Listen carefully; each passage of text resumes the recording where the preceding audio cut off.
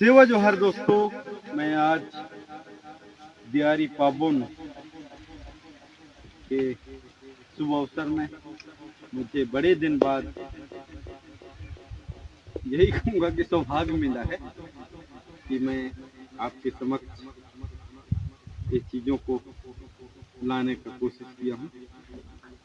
और आज का मेरा वक्तव्य जो है, हमारे इतने बड़े पुरखों का आन बान शान निशान पहचान किला महल देवी दिवाला थाना बना तो था, लेकिन हम कहीं ना कहीं भटके हुए थे, चीज़ों को नहीं जानते थे। तो हमारे महान प्रेरणा स्रोत आचार्य डॉक्टर मोतीराम कंगाली दादा, जिन्होंने अपने अथक प्रयासों से हमारे समक्ष अपने लेखों के माध्यम से और किताबों के माध्यम से चीज़ों को उनने बताया कि क्या क्या हमारा था, क्या हम थे और क्या क्या कहाँ है। तो इस गोंडवाना पुनरुत्थान के नींव के पत्थर अगर कहूँ मैं तो हमारे मोतीराम कंगाली दादा, जिन्होंने अपने लेखों के माध्यम से आज इतने बड़ी जन चेतना हमारे समक्ष लाए हैं।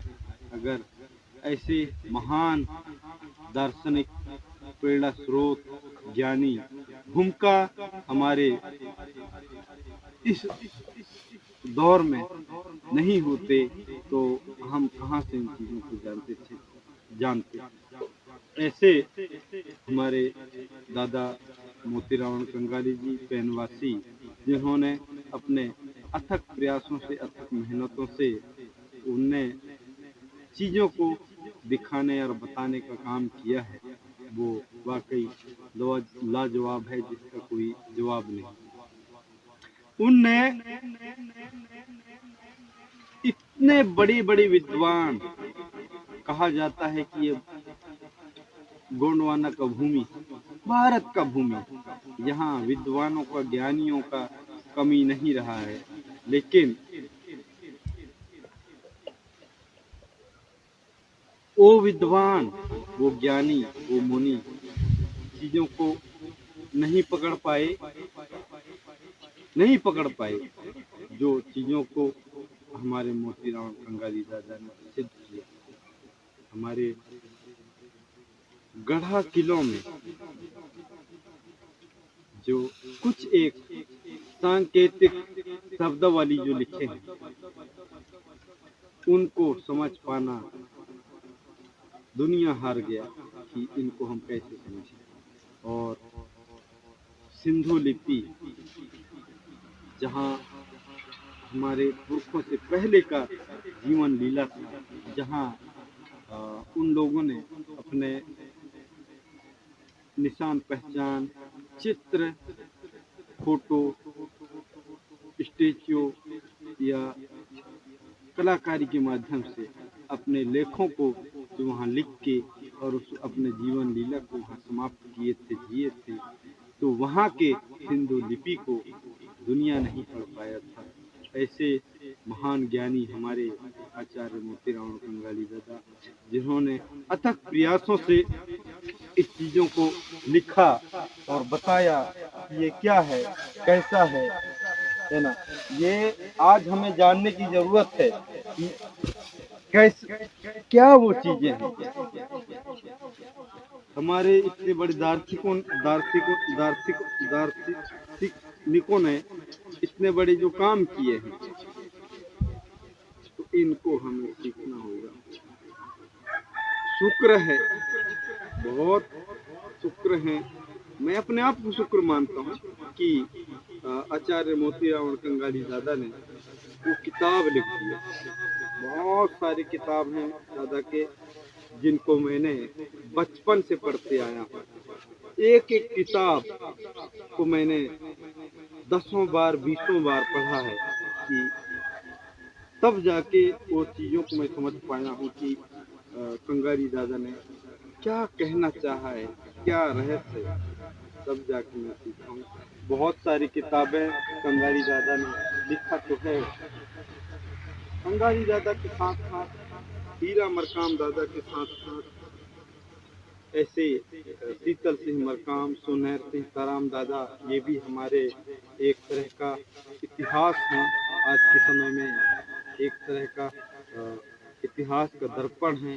उनके विचारों को भी हमें जानना होगा। ऐसे महान मसीहाओं ने उन चीज़ों को हमें बताया, तब जाके हमने उन चीज़ों को जाना, और आज हमें बहुत गर्व होता है। गली गली उनके विचारों का एक उबाल है, एक तूफान है, विचारधारा है। लोग गोंडवाना नाम से, जय से व जय जोहार के नारों से, ये पीला गमछा और पीला वस्त्र, सारे चीज़ों का आज दौर जो चला है वो उन्हीं का देन है। तो उन्हें हमें आत्मसात करने की ज़रूरत है, क्योंकि हम इनके विचारों को नहीं जानेंगे, नहीं मानेंगे। ये जो गिने चुने जो नाम मैं फिर से नहीं बताना चाहूँगा, इनको अगर आप नहीं जानते हैं अच्छी बात है, तो इनको मानना भी पड़ेगा। अगर आप नहीं मानते तो नहीं जान पाएंगे गोंडवाना को, नहीं जान पाएंगे। ये ऐसे हमारे इतिहास में शुक्र है कंगारी दादा ने अपने विचारों को किताबों के माध्यम से उनने प्रकाशित किया, और एक ही ऐसा विद्वान, एक ही ऐसा विचारक जिन्होंने अपने विचारों को अपने किताबों के माध्यम से प्रकाशित किया। लेकिन कंगारी दादा, हीरा सिंह मरकाम दादा के साथ साथ बहुत सारे हमारे भूमिका विद्वान थे, जिनका किताब जो है वो कुछ कारणवश शायद नहीं छप पाए। जैसे कि मरकाम दादा के है, वो छोटे छोटे पहाड़ा टाइप से किताब दादा का प्रकाशित हुआ है। अगर उनका उतना टाइम शायद उनके पास नहीं था, अगर उनके विचारों का कोई या फिर खुद दादा इसमें जोर डाले हुए होते, तो उनके विचारों का भी किताब छपा होता, तो हम और बेहतर, और भी बेहतर, 4 गुना बेहतर तरीके से दादा को समझ पाते।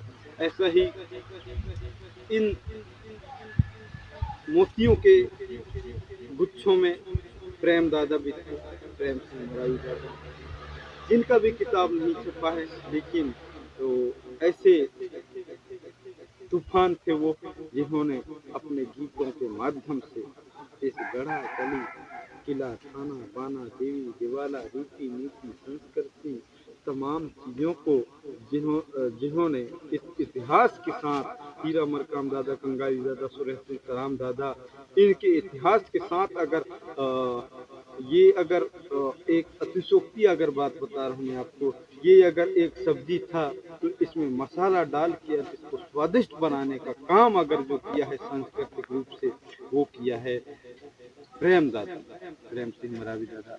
अगर ये नहीं होते तो इनके प्रयासों में, इनके कामों में इतना तूफान नहीं आता, क्योंकि हमारे नैंग सैंग व्यवस्था गीतों पे आधारित है। आज भी हमारे लोग, ये मेरा अनुभव है, और ये प्रेम दादा भी अपने विचारों में कहते हैं कि आज कहीं ना कहीं सम्मेलन होता है, कुछ भी होता है, और तरह तरह की हम जन्म दिवस, मृत्यु दिवस, जरूरी नहीं कि हमारे पंडुम पर्व को ही मनाएं, बहुत सारे सेलिब्रेट करते हैं हम, लेकिन हम अलग अलग चीज़ों में, अलग अलग गानों में, अलग अलग गीत गम्मतों में भरोसा करने लगते हैं। लेकिन हम जब जिस चीज़ जो हमारा पुरखों का है उसको अगर हम जानेंगे, मानेंगे, तो उसका एक अलग महत्व रहेगा। तो दादा इस चीज़ का बार बार जिक्र करते हैं कि हमारे लोग गीत गाना, नाचा गाना को ही पसंद करते हैं। कोई बड़े बड़े विचारक, कितने बड़े विद्वान, कितने बड़ी भूमिका अगर आ जाए अपने विचारों को दे, तो मेरा ये प्रत्यक्ष अनुभव भी है कि हमारे दर्शक गांव के लोग कहते हैं का भाषण देख नचैया गवैया आती हुंदा देखता, नचैया गवैया तो देखा ना हनी है। तो नचैया गवैयन ला देखे के ज्यादा शौक हमारे लोगन की, हाँ नचैया गवैया चाहिए, नचैया गवैया, हाँ मॉडर्न ड्रेस में। तो ये कहीं ना कहीं इन चीज़ों को समझने की ज़रूरत है कि नाचना गाना तो हमारा एक धरोहर है ही, लेकिन चीज़ों को जानना भी बहुत बड़ी चीज़ है। ऐसा मैं मेरे वीडियो के माध्यम से मैं बहुत कोशिश अथाह कोशिश रहता है, और मेरा जिंदा रहने का मकसद भी है। मैं मेरा जिंदा रहने का मकसद को मैं समझता हूँ, इसलिए हमारे पुरखों के दर्शन को, लिंगों के दर्शन को आपके समक्ष लेके आने की कोशिश करता हूँ, क्योंकि मुझे पता है अपनी संस्कृति, अपनी जान, अपनी संस्कृति, अपनी पहचान, जो किसी को अपने नाम में जाना जाता है, वो है एक पशु समान।